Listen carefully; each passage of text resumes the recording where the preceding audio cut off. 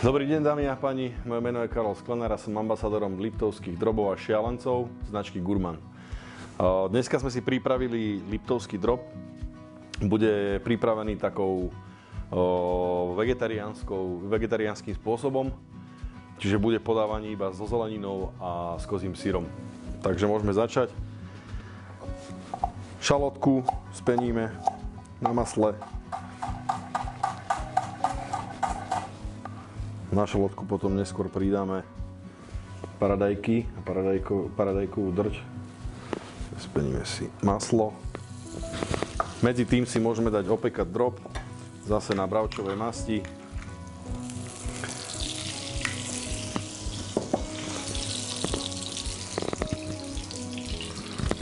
Drob z prúdka opečieme. Medzi tým si dáme speniť šalotku.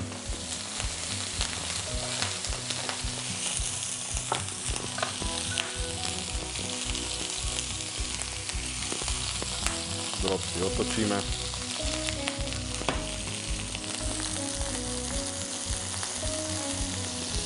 Drob opečeme do zlatista a dáme ho do rúry, do vyhriatej rúry na 180 stupňov.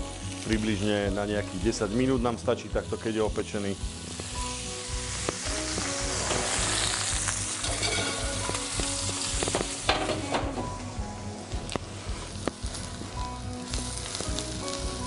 Šalotku máme spenenú, dáme si na stranu. Budeme používať cuketu dneska a paradajky, to som už spomínal na začiatku. Cuketu si nakrájame na rezance alebo na žilien.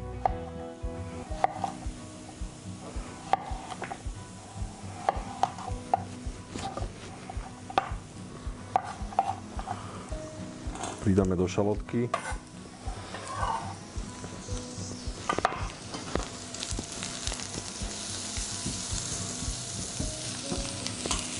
Budeme používať cherry paradajky na spestrenie, môžeme takéto farebnejšie, ak ich dostanete v obchode, čo si myslím, že áno.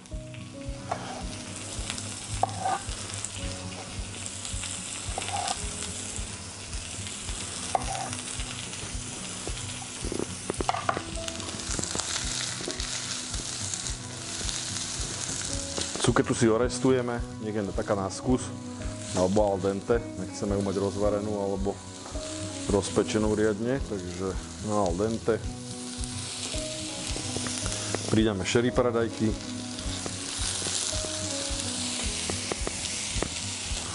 Trošku soli.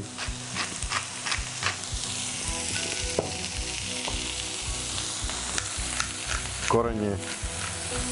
Tento recept je veľmi rýchly.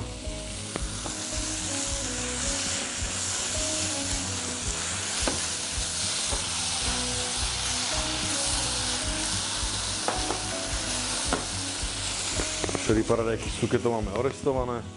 Pridáme takú paradajkovú drť.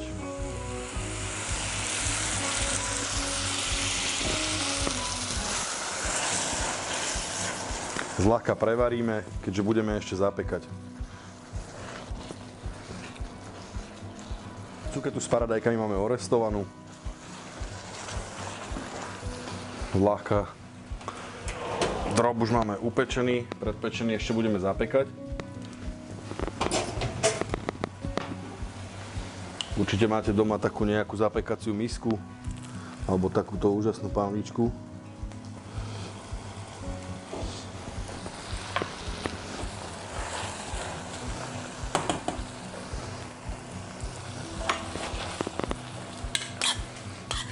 Takže takto na náš liptovský drob máme paradajky s cuketou.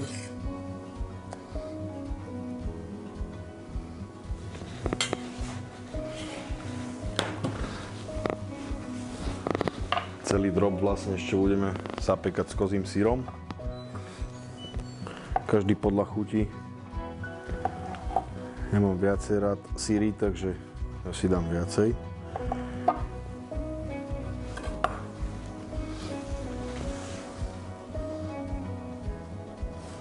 Tak, drob máme nachystaný. Takže takto pripravený drob máme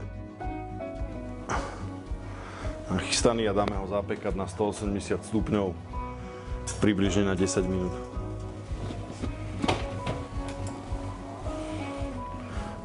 Takže náš drob máme zapečený. Kto má rád dochrumkáva ten syr, môže ho nechať aj dlhšie zapiec. Mám takto rád, keď sa rozteká.